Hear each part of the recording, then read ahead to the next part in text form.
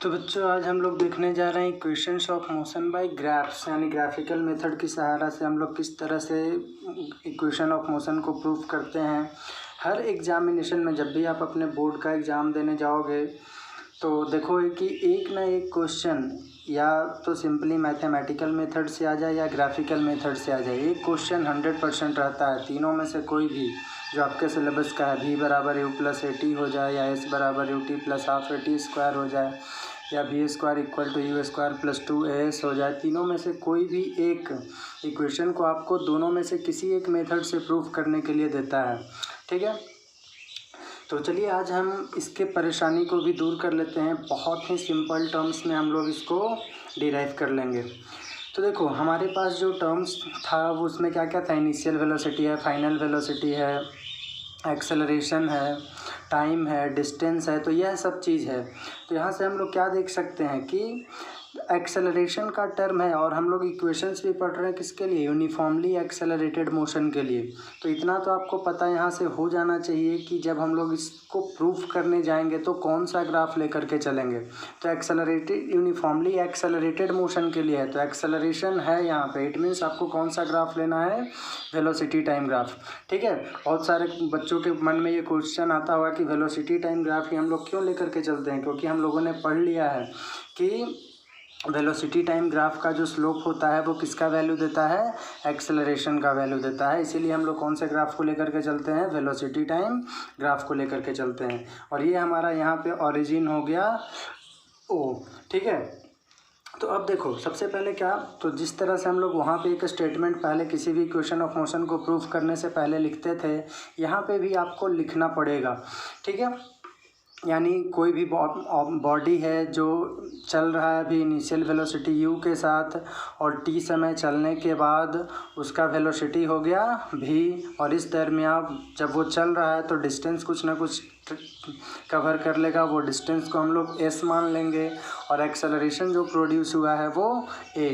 ठीक है, तो इतने बात को हम लोग यहाँ पे लिख लेते हैं। क्या लिखेंगे कि let a body is travelling with या मूविंग विथ भी लिख सकते हो, इनिशियल वेलोसिटी कितना, initial velocity u and after time t it's velocity, इसका वेलोसिटी कितना हो गया है, इट्स वेलोसिटी जो बाद में हो गया वो कौन सा, फाइनल वेलोसिटी हो जाएगा, तो वो मान लेते हैं कितना है, v है। और डिस्टेंस ट्रेवल कितना हो जाएगा, द डिस्टेंस ट्रेवल्ड या कवर्ड इज s मान लेते हैं, एंड एक्सेलरेशन जो प्रोड्यूस होगा, क्योंकि वेलोसिटी में चेंजिंग हुआ है, u से v चला गया है तो एक्सेलरेशन प्रोड्यूस होगा ही चेंज इन वेलोसिटी की वजह से। तो एंड एक्सेलरेशन प्रोड्यूस्ड इज कितना, a। इतना हम लोग पहले स्टेटमेंट लिख लेंगे, उसके बाद ही कोई काम करेंगे। अब देखो यहाँ पे जो हम लोग ग्राफ से रिप्रेजेंट कर रहे हैं, तो ग्राफ में इनिशियल वेलोसिटी u दे दिया है, तो हम लोग लाइन को ओरिजिन से शुरू नहीं कर सकते हैं। क्यों नहीं शुरू कर सकते हैं, पता चल गया, क्योंकि इनिशियल वेलोसिटी कुछ ना कुछ, यानी वेलोसिटी के लाइन में जीरो नहीं हो सकता है, तो कुछ ना कुछ ऊपर से होगा। तो ऊपर से होगा तो मान लेते हैं यहाँ पे अपना इनिशियल वेलोसिटी है, यहाँ से चला है और यहाँ तक का इनिशियल वेलोसिटी कितना है, u। मतलब यह है कि यहाँ से यहाँ तक ये हमें कितना मिल गया है, u मिल गया है। ठीक है, और कुछ समय चलने के बाद यहाँ पे पहुँचा जब, तो इसका फाइनल वेलोसिटी कितना हो गया, v हो गया है। ठीक है, तो इसका मतलब यहाँ पे v हुआ है, तो हम लोग क्या बोल सकते हैं कि यहाँ से यहाँ तक ये कितना है, तो ये v हो जाएगा। आई थिंक इतना आपको क्लियर होगा। ठीक है, पहले भी हमने 2-3 बार इस ग्राफ को देखा हुआ है, और इसीलिए मैंने बताया था कि जब मैं आपको ग्राफ पढ़ाने लगूँ तब आप में किसी भी प्रकार का कोई परेशानी नहीं हो। ठीक है, तो यहाँ से एक परपेंडिकुलर ड्रा करते थे, याद होगा आपको। अगर आपने प्रीवियस लेक्चर्स नहीं देखा है तो पहले वो देख लो, तब आप लेक्चर नंबर 8 पे पहुँचोगे। पूरा कॉन्सेप्ट मैं आपको यहाँ पे दे रहा हूँ। ठीक है, कुछ नाम दे दो, यहाँ पे O है, लेट अस सपोज ये यहाँ पे A हो जाएगा, ये B है, ये C मान लो और ये D मान लो। और यहाँ से यहाँ तक पहुँचने में, यानी यहाँ से यहाँ तक जाने में टाइम कितना लग गया है, T। तो ये वाला टाइम एक्सिस पे कितना मान लेंगे हम लोग, T ले करके चले हैं। ठीक है। अब ये टी है तो यह भी जो ए से सी तक का है वो भी कितना हो जाएगा, टी ही हो जाएगा। और इस एंगल को मान लेते हैं हम लोग कितना है, थीटा है। ठीक है, इतना क्लियर है। अब पहला इक्वेशन ऑफ मोशन इतना सब में रहेगा, तीनों ही इक्वेशन को आप डिराइव करने जाओगे तो इतना आपको सभी में लिखना ही पड़ेगा। ठीक है। नाउ अब हम लोग क्या जानते हैं कि इन वेलोसिटी टाइम ग्राफ, या ऐसे लिखो, नाउ वी नो दैट, हम लोग जानते हैं कि, क्या जानते हैं भाई, हम लोग यह जानते हैं कि that the slope of velocity time graph gives, क्या देता है भाई, वेलोसिटी टाइम ग्राफ का स्लोप क्या देता है, तो एक्सेलरेशन देता है। ठीक है, इतना लिखने, पहला भी हम लोग प्रूफ कर रहे हैं v बराबर u प्लस ए टी को, तो हम लोग जानते हैं कि जब इसका हम लोग स्लोप निकालेंगे तो वो एक्सेलरेशन का वैल्यू देगा, तो सिंपली निकाल लो स्लोप। तो स्लोप बराबर कितना लिख सकते हैं भाई, स्लोप बराबर तो पढ़ चुके हैं कि स्लोप बराबर क्या होता है, इस ट्रायंगल के लिए परपेंडिकुलर बाय बेस होता है। तो परपेंडिकुलर अपॉन बेस, परपेंडिकुलर बता सकते हो कितना है, तो हाँ सर बता सकते हैं, ये बी सी है परपेंडिकुलर, अपॉन बेस कितना है भाई, तो बेस है ए सी, तो बी सी अपॉन कितना लिख लेंगे, ए सी लिख लेंगे। ठीक है, अब देखो तो ये पूरा भी है और ये इतना, ये इस साइड में यू है तो यह भी कितना होगा, यू होगा, यहाँ से यहाँ तक भी क्या हो जाएगा, यू हो जाएगा। पहले भी हम लोग इस पूरे ग्राफ को देखे हुए हैं। ठीक है, और इसीलिए मैंने बताया था वहाँ पे। तो ये बी सी कितना हो जाएगा बता सकते हो, ये टोटल भी और ये यू है तो बी सी हो जाएगा भी माइनस यू, और ये टी है तो ऊपर में ए सी जो है वह भी कितना हो जाएगा, टी हो जाएगा। क्लियर है इतना। तो नाउ स्लोप क्या देता है, स्लोप हम लोग पढ़ चुके हैं कि क्या देता है, एक्सेलरेशन। तो स्लोप की जगह क्या लिख लेंगे, ए बराबर, ठीक है, स्लोप की जगह क्या लिख लेंगे, तो ए और ये बराबर बी सी, बी सी की जगह कितना लिख सकते हैं, तो बी सी है भी माइनस यू, तो यहाँ से लिख लेंगे भी माइनस यू, अपॉन ए सी, तो ए सी कितना है, तो टी है, तो भी minus u by t. Clear है इतना।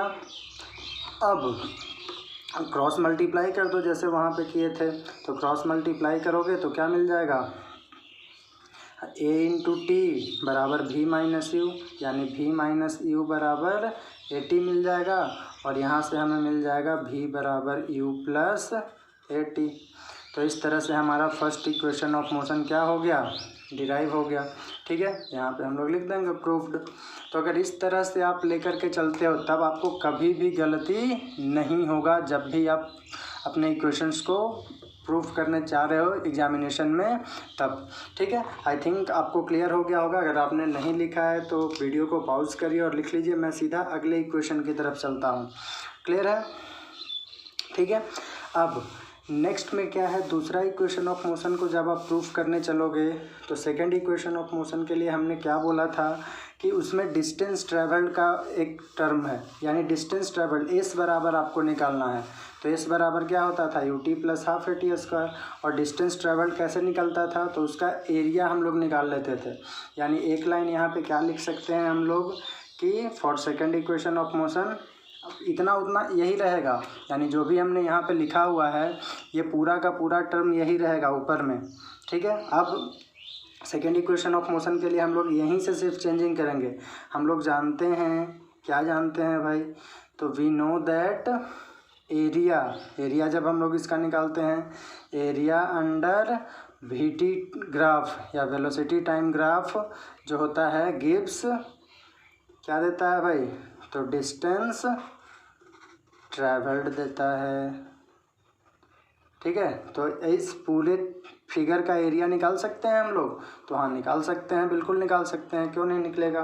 तो देखो तो पूरा जो फिगर है, यानी जब एरिया हम लोग निकालेंगे तो एरिया किसका हो जाएगा, ट्रेपीजियम दिख रहा है तुमको, ट्रेपीजियम ओ डी बी ए, ओ डी बी ए, लिख सकते हैं। और एरिया निकालेंगे तो ये किसका वैल्यू दे देगा हमें, डिस्टेंस ट्रेवल्ड का वैल्यू दे देगा, क्योंकि हम लोग पढ़ चुके हैं कि area under velocity time graph gives distance travelled बराबर एरिया ऑफ ट्रेपेजियम कितना होता है 1/2 into sum of parallel sides into height, पहले भी पढ़ चुके हैं। तो सम ऑफ पैरेलल साइड देखो तो यही है OA है और दूसरा ये यहाँ से यहाँ BD है। तो डायरेक्टली लिख देता हूँ मैं या एक लाइन लिख देता हूँ पहले, OA प्लस BD ये पैरेलल साइड्स है और इनटू हाइट कितना है तो OD हाइट है, ठीक है, बराबर तो 1/2 इंटू OA की वैल्यू कितना है तो U है और प्लस BD की वैल्यू कितना है तो BD है पूरा यहाँ से यहाँ तक V है तो U प्लस V और इंटू OD कितना है तो ये T है, O से D तक T है, ठीक है। अब बराबर हम लोग क्या देखे थे कि सेकंड इक्वेशन ऑफ मोशन में हम लोगों को V का टर्म नहीं लाना है, तो V का टर्म अगर नहीं लाना है तो इसको हटा सकते हैं। किससे हटाएंगे तो फर्स्ट इक्वेशन ऑफ मोशन से हटा देंगे। तो 1/2 इंटू U प्लस V बराबर कितना लिख लेंगे फर्स्ट इक्वेशन ऑफ मोशन से U plus AT into T। कहाँ से लिख लिए तो क्योंकि हम लोग जानते हैं कि V बराबर कितना होता है U प्लस AT होता है।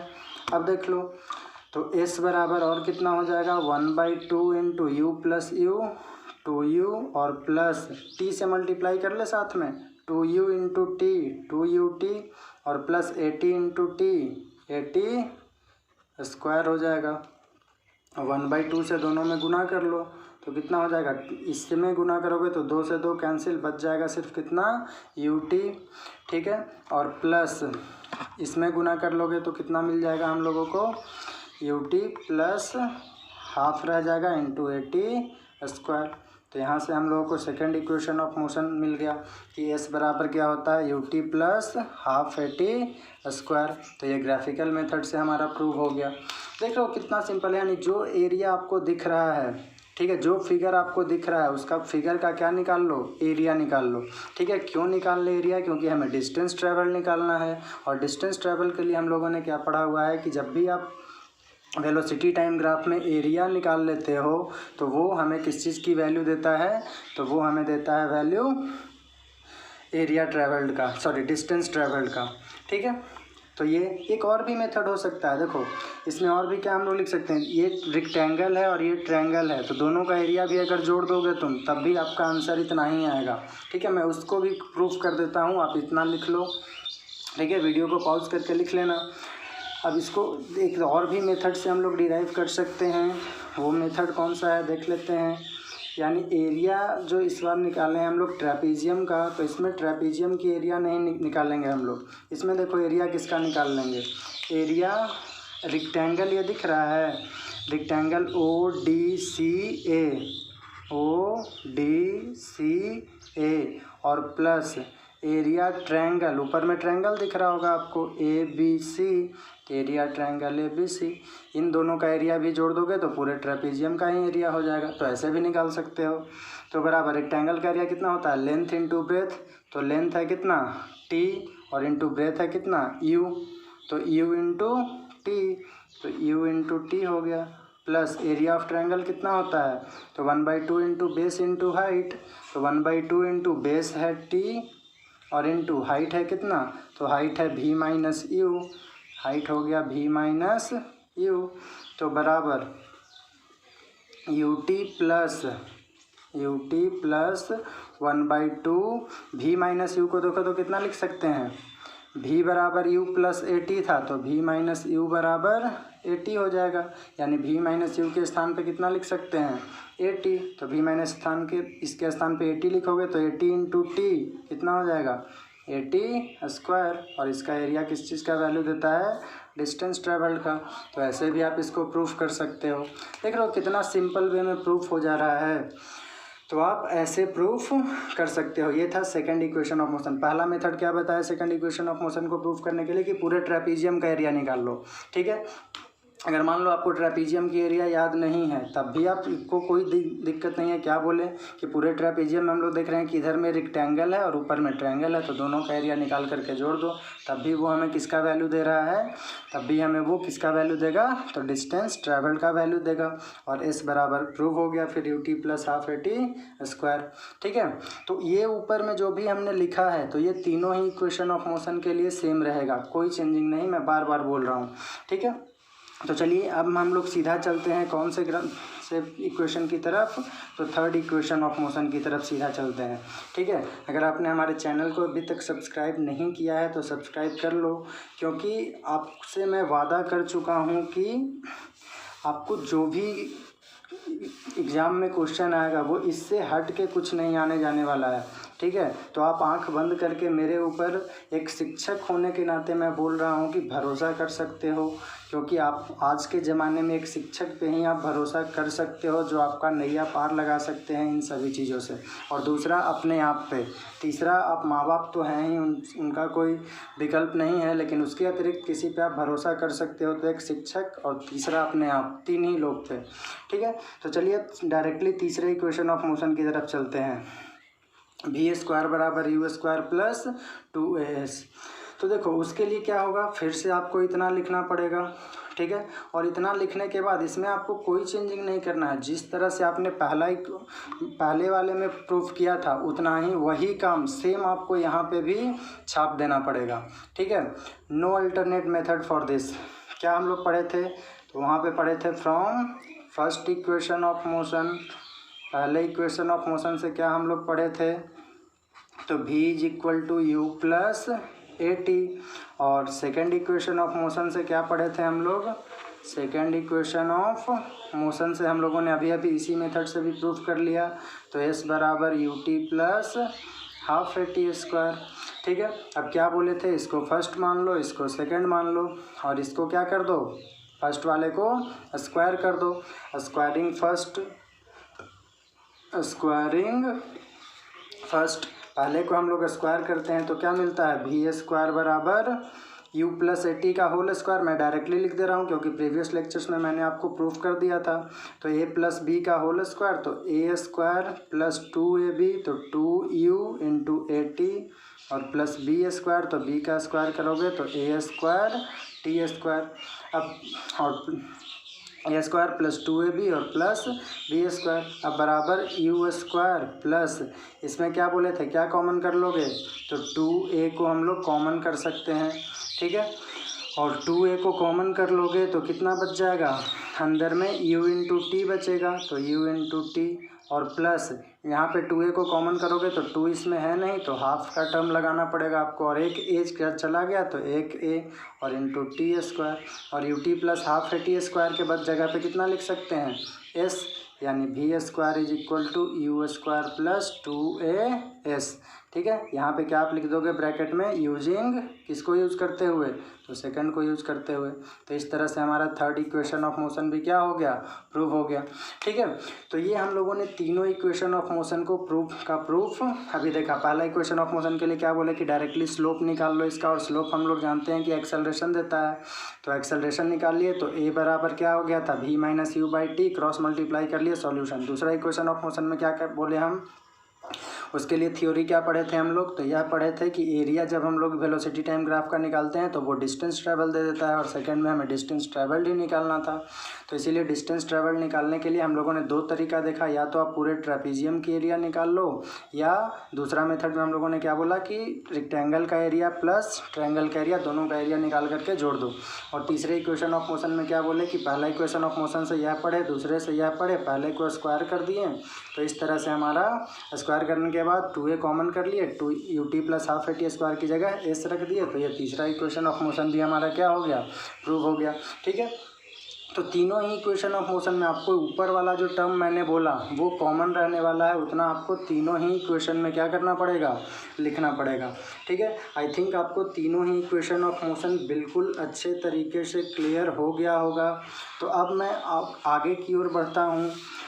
तो आगे के लिए आपको मैं एक छोटा सा कॉन्सेप्ट और बता देता हूँ, क्योंकि जब भी आप कंपटीशन में बैठते हो तो इस तरह का प्रश्न आपसे 100% पूछता है। ठीक है, किसी भी कंपटीशन में, ओलंपियाड में जा कर के बैठ रहे हो या एनीथिंग एल्स, किसी भी कॉम्पिटिटिव एग्ज़ाम में आप जाकर के बैठोगे, मान लो कि 10th के बाद फिटजी वगैरह या 9th में फिटजी वगैरह का एग्ज़ाम दे रहे हो, तो इस तरह का क्वेश्चन आपसे पूछ देता है। ठीक है, एक क्वेश्चन निश्चित ही रहता है, कुछ भी कर लो एक क्वेश्चन रहेगा।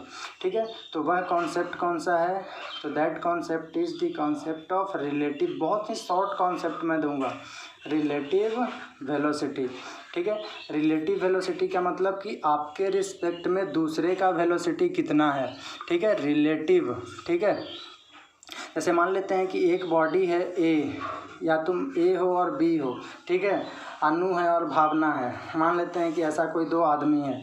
ठीक है, तो ए और बी दोनों मान लेते हैं कि, या ए फॉर एप्पल और बी फॉर बॉल, दोनों चल रहा है। ए का स्पीड मान लेते हैं कि है 20 मीटर पर सेकेंड और बी का स्पीड मान लेते हैं कि है कितना, 10 मीटर पर सेकेंड, दोनों चल रहा है। अब आपसे पूछेगा कि किसका वेलोसिटी ज़्यादा है, तो आप देख करके बता दोगे कि किसका वेलोसिटी ज़्यादा है, तो ए का वेलोसिटी ज़्यादा है। अब वही दूसरे टर्म में आपसे पूछ देगा कि ए का वेलोसिटी बी से कितना ज़्यादा है, तो ए का वेलोसिटी बी से कितना ज़्यादा है, तो ये 20 है और ये 10 है, तो कितना ज़्यादा है भाई, तो 10 ज़्यादा है, क्योंकि ये 20 है और ये 10 है, तो 10 ज़्यादा है। ये कैसे निकाल लिए, तो कैसे निकाल लिए, तो एक में से दूसरे की वेलोसिटी को क्या कर दिए, घटा दिए। तो बस यही, इसी कॉन्सेप्ट को हम लोग बोलते हैं रिलेटिव वेलोसिटी। यानी एक ऑब्जेक्ट के रिस्पेक्ट में, जैसे ए के रिस्पेक्ट में बी का वेलोसिटी कितना है, या बी के रिस्पेक्ट में ए का वेलोसिटी कितना है, इसको जब हम लोग फाइंड आउट करते हैं, then that concept is known as the concept of relative velocity. यानी किसी के रिस्पेक्ट में आप किसी दूसरे ऑब्जेक्ट का वेलोसिटी फाइंड आउट कर रहे हो। जैसे मान लेते हैं कि आप रुके हुए हो और आपके बगल से एक बाइक गुजरा 100 किलोमीटर प्रति आवर के स्पीड से। ठीक है, 100 के स्पीड से गुजरा, तो आपसे अगर कोई पूछ दिया कि आपके रिस्पेक्ट में उसका वेलोसिटी कितना था, तो आपके रिस्पेक्ट में कितना है, आप रुके हुए थे यहाँ पे। ठीक है, ऐसे आप मुंह फाड़ कर खड़े हो और यहाँ से 100 किलोमीटर प्रति घंटे से रफ्तार से गुजरा, तो आपसे, आपके रिस्पेक्ट में इसका वेलोसिटी कितना है, तो ये 100 है, क्योंकि आप रुके हुए हो। अब वही मान लेते हैं कि आप इधर चल रहे होते 50 से, तब आपके रिस्पेक्ट में इसका कितना होता है वेलोसिटी, ये 100 से, आप 50 से, तब आपका वेलोसिटी, इसका वेलोसिटी कितना हो जाता, तो आपका 50 कितना ज़्यादा है, तो ये 100 है, ये 50, आप 50 हो, तो कितना ज़्यादा हो जाएगा, 50 ज़्यादा हो जाएगा। ठीक है, तो ऐसे ही कॉन्सेप्ट को हम लोग निकालते हैं रिलेटिव वेलोसिटी का यूज़ करते हुए। ठीक है, अब देखो इसको दिया जाता है कैसे, तो इसको हम लोग इस तरह से देते हैं VAB। ठीक है, तो एक ए ऑब्जेक्ट है और दूसरा बी ऑब्जेक्ट है, पढ़ा क्या जाता है, तो इसका मतलब पहले मैं लिख देता हूँ VA माइनस VB। ठीक है, बस इतना सा ही कॉन्सेप्ट है इसमें, VAB। VAB को क्या बोलते हैं, तो velocity of A with respect to B, यानी ए का वेलोसिटी बी के रिस्पेक्ट में कितना है, यह होता है। यानी velocity of A with respect to, short में WRT लिखते हैं, विथ रिस्पेक्ट टू किसका, बी का। और VA तो जान रहे हो वेलोसिटी ऑफ ए, और VB वेलोसिटी ऑफ बी, तो VAB बराबर क्या होता है, VA माइनस VB। ठीक है, आई थिंक क्लियर हो गया होगा। और वेलोसिटी एक वेक्टर क्वांटिटी है, इस बात को आप ध्यान में रखोगे। तो वेक्टर क्वांटिटी का मतलब डायरेक्शन पे डिपेंड करता है, यानी एक का डायरेक्शन इधर है, दूसरे का इधर है। जैसे एग्जांपल देख लो, पूरा क्लियर ही कर लो। ठीक है, फिर एक दो क्वेश्चन देख लेंगे, गायब हो जाएगा ये टॉपिक, बिल्कुल क्लियर हो जाएगा। जैसे देखो, एक मान लेते हैं कि गाड़ी इधर चल रहा है, ए है, और ये मान लेते हैं कि बी है। ठीक है, ये चल रहा है 20 मीटर पर सेकंड से, और ये मान लेते हैं चल रहा है 5 मीटर पर सेकंड से। आपसे पूछ दिया कि velocity of A with respect to B बताइए कितना होगा। ठीक है, velocity of A with respect to B कितना होगा, तो क्या पढ़ें इसके लिए फॉर्मूला, VA माइनस VB। अब देखो, तो VA का वैल्यू कितना है, तो ए का वेलोसिटी कितना है 20 मीटर, तो VA की जगह 20 और माइनस VB। देखो दोनों का डायरेक्शन सेम है, तो इसमें कोई चेंजिंग नहीं कर रहे हैं। VB का कितना है 5 है, यानी कितना आंसर आ गया 15 मीटर पर सेकंड का। यही मान लेते हैं, इसी क्वेश्चन में आपसे ऐसे भी पूछ सकता है। एक और भी क्वेश्चन लिख देता हूँ, VBA तो इसको क्या पढ़ेंगे, velocity of b with respect to a. ध्यान रखिएगा, जो पहले है उसको पहले लिखे हैं और जो बाद में है उसको बाद में लिखे हैं। तो इसका मतलब क्या हो जाएगा, V B minus V A. और वी बी की वैल्यू कितना है, तो 5 है, और माइनस वी ए का वैल्यू कितना है, 20 है। तो ये आंसर कितना आ जाएगा, -15 मीटर पर सेकंड। ठीक है, अब वी ए बी 15 आ गया, ये -15 हो गया। कभी पूछ दिया कि इसका मतलब क्या हुआ, ये प्लस में आया, ये माइनस में आया, इसका मतलब क्या हुआ। तो देखो, इसका मतलब यह हुआ कि ए का वेलोसिटी 15 मीटर पर सेकंड बी से ज़्यादा है। +15 का मतलब जो पहले है उसका वेलोसिटी 15 मीटर पर सेकंड क्या है, दूसरे वाले से ज़्यादा है। ठीक है, वही अगर भी बी ए लिख दिया तो इसका मतलब क्या हुआ, माइनस में अगर आया तो इसका मतलब कि उसी टर्म में इसको भी डिफाइन कर लो कि जो बी है उसका वेलोसिटी ए के रिस्पेक्ट में 15 मीटर पर सेकंड कम है। क्या बोले, +15 आया तो ए के रिस्पेक्ट में बी का वेलोसिटी, यानी ए का वेलोसिटी बी से 15 मीटर पर सेकंड ज़्यादा है, और इसमें बी पहले है तो इसका मतलब बी का वेलोसिटी ए के रिस्पेक्ट में 15 मीटर पर सेकंड कम है। ये प्लस और माइनस का मतलब यहाँ पे हुआ। एक और एग्जांपल यहीं पे चिपका देते हैं। ऐसे मान लेते हैं ये इधर चल रहा था 20 मीटर पर सेकंड से, और एक दूसरा ऑब्जेक्ट है उल्टे डायरेक्शन में चल रहा है, और ये मान लेते हैं कि चल रहा है कितना, 10 मीटर पर सेकंड से, और ये नाम दे दो ए है, और ये मान लेते हैं कितना है, बी है। और इसमें भी आपसे बस वही दोनों क्वेश्चन पूछ दिया कि भी ए बी बताइए और भी बी ए बताइए। तो भी ए बी कितना पढ़े हैं, भी ए माइनस भी बी, और भी ए की वैल्यू कितना है, ये ए है तो 20 मीटर पर सेकंड है तो ये 20 हो जाएगा, और माइनस भी बी की वैल्यू कितना है, तो ये उल्टे डायरेक्शन में है, 10 तो है लेकिन उल्टे डायरेक्शन में है। ये इधर को अगर पॉजिटिव लेते हैं, ध्यान दो, तो जस्ट उल्टा चल रहा है तो नेगेटिव हो जाएगा, यानी वी बी का वैल्यू कितना हो जाएगा, -10 हो जाएगा। बस यही चीज़ आपको ध्यान में रखना है। क्यों ऐसा किए, क्योंकि वेलोसिटी एक वेक्टर क्वांटिटी है।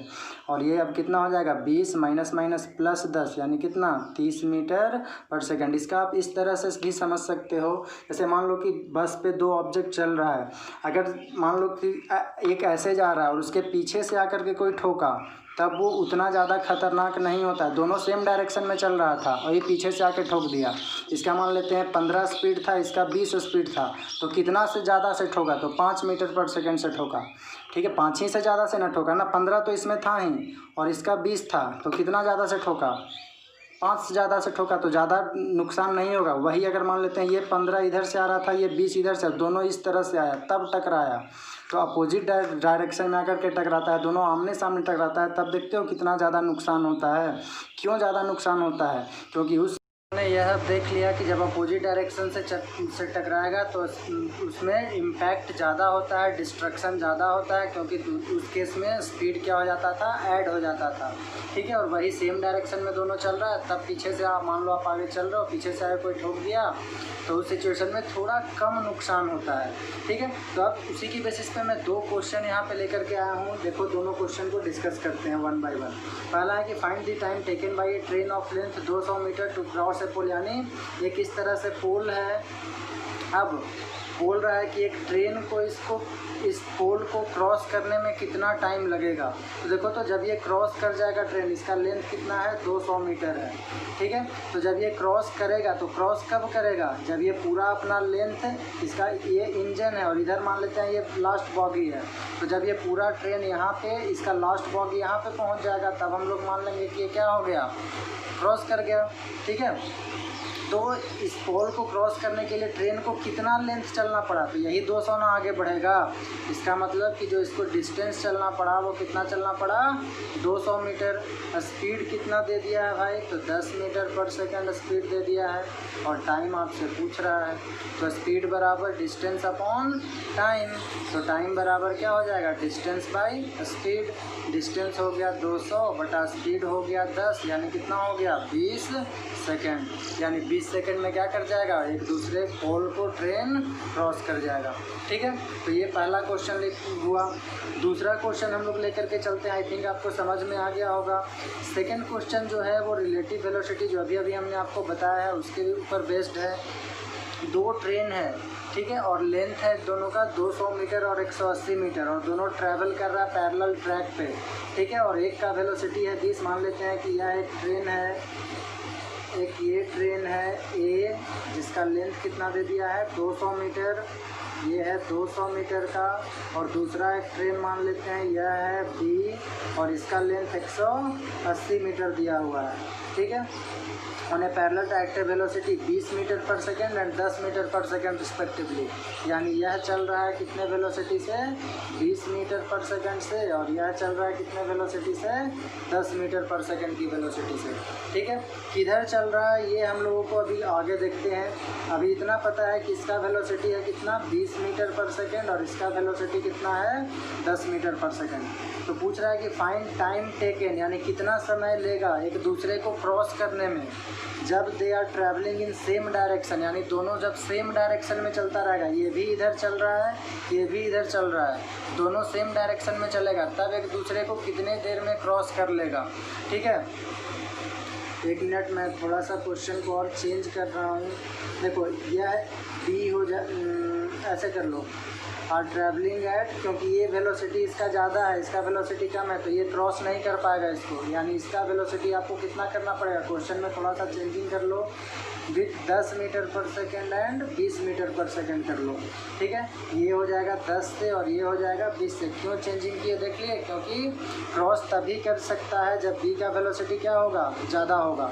ठीक है, तभी ए को क्रॉस कर सकता है। खैर कोई दिक्कत नहीं है सर। चलिए, find the time taken by them to cross each other. अब देखो जब ये इसको क्रॉस कर लेगा तो क्रॉस कर लेगा तब सीन क्या होगा, उसी तरह से बी का जो लास्ट पोर्शन है वो ए के फर्स्ट पोर्शन तक पहुंच जाएगा। यानी यह अगर ए है और ये बी है तो बी का लास्ट पोर्शन यहाँ पे पहुँच जाएगा, तभी ये क्रॉस कर सकता है। और क्रॉस करने के लिए कितना लेंथ इसको चलना होगा, एक तो खुद का लेंथ इतना चलेगा और दूसरा लेंथ इसका भी तो चलेगा।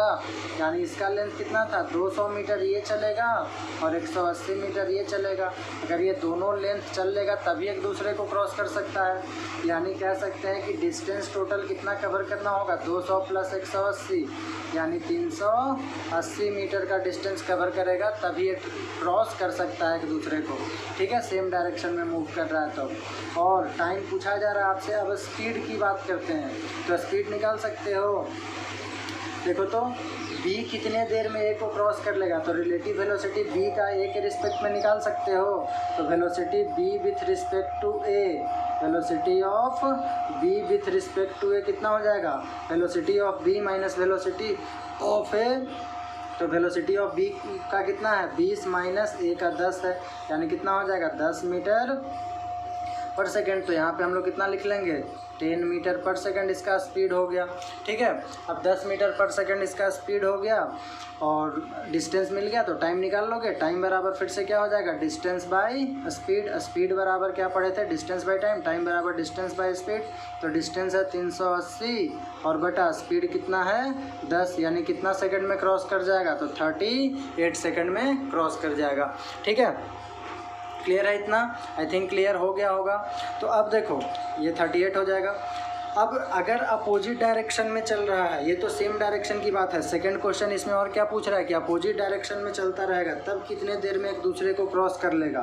ठीक है, तो उस सिचुएशन में देखो तो क्या लिख सकते हैं हम लोग, बस यहाँ पे थोड़ा सा चेंजिंग करना होगा। देखो जब अपोजिट डायरेक्शन में चलेगा तब भी एक दूसरे को क्रॉस करेगा, तो उस सिचुएशन में ध्यान देना क्या बोला गया, ये मान लेते हैं कि इधर चल रहा है और ये मान लेते हैं कि इधर चल रहा है, तभी तो ऐसा सीन बनेगा। तो इस सिचुएशन में भी जब एक दूसरे को ये क्रॉस करेगा तो क्या होगा, ए यहाँ पे पहुँच जाएगा चलते हुए, इधर चल रहा है, और बी यहाँ पे, यानी ये इधर भी चल रहा है, अपोजिट डायरेक्शन में चल रहा है, तो यही ना सीन बनेगा। तो इसका स्पीड कितना है 20, इसका स्पीड कितना है 10। ठीक है, तो इस सिचुएशन में भी अगर वो एक दूसरे को क्रॉस करना चाहेगा तो कितना लेंथ चलेगा, तो लेंथ में तो कोई चेंजिंग नहीं होगा, क्योंकि 200 मीटर ये इधर चलने, 200 मीटर इसका और 180 मीटर इसका, यानी ये पूरा लेंथ तो इसको चलना ही पड़ेगा।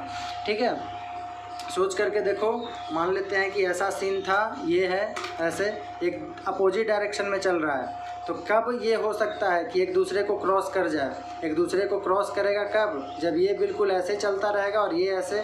तो देखो तो जस्ट उल्टा सीन हो गया, मतलब लेंथ पहले भी यहाँ से यहीं तक था, लेंथ पहले भी यहाँ से कहाँ तक था, यहीं तक था। देख लो फिर से एक बार, ये ऐसे है, तो अभी भी दोनों के बीच में लेंथ यही है, और जब क्रॉस कर जाएगा तब भी देखो तो ऐसे हो गया, तो बस इधर ट्रेन इधर से उधर हो गया, लेंथ तो दोनों के बीच का यानी जो डिस्टेंस रह गया यहाँ से यहाँ तक का ही डिस्टेंस रह गया, यानी जो डिस्टेंस हो जाएगा दोनों के बीच का वो डिस्टेंस कितना रहेगा 200 प्लस 180 यानी 380 मीटर का। स्पीड वेरी करेगा, क्यों स्पीड वेरी करेगा? क्योंकि अपोजिट डायरेक्शन में चल रहा है, तो VB माइनस भी है, तो VB माइनस, और ये क्या हो जाएगा, अपोजिट डायरेक्शन में चल रहा है एक, तो VB इधर के लिए पॉजिटिव ले लिए तो माइनस A, यानी यह कितना हो जाएगा -A, और ये माइनस माइनस प्लस होकर कितना हो जाएगा 30। ठीक है, देखते भी होंगे कि ट्रेन एक दूसरे के अपोजिट डायरेक्शन में जा रहा है तो जल्दी से क्रॉस कर जाएगा, वही सेम डायरेक्शन में जा रहा है तो क्या करता है, थोड़ा सा लेट से क्रॉस करता है। अब टाइम आपसे पूछा जा रहा है, तो टाइम बराबर फिर से कितना, डिस्टेंस बाय स्पीड, यानी 380 बटा कितना 30, कैंसिल कर लोगे आप, जितना आएगा उतना ही मीटर पर सेकेंड आंसर हो जाएगा। ठीक है, क्लियर है? तो ये था सेकंड क्वेश्चन। आई थिंक आपको बिल्कुल क्लियर हो गया होगा कि रिलेटिव वेलोसिटी से क्वेश्चन किस तरह से पूछता है। तो एक क्वेश्चन मैं आपको और देता हूँ इसी की बेसिस पे, जो आप मेरे को कमेंट सेक्शन में या जैसे भी आप बताओगे कि उसका आंसर कितना आता है।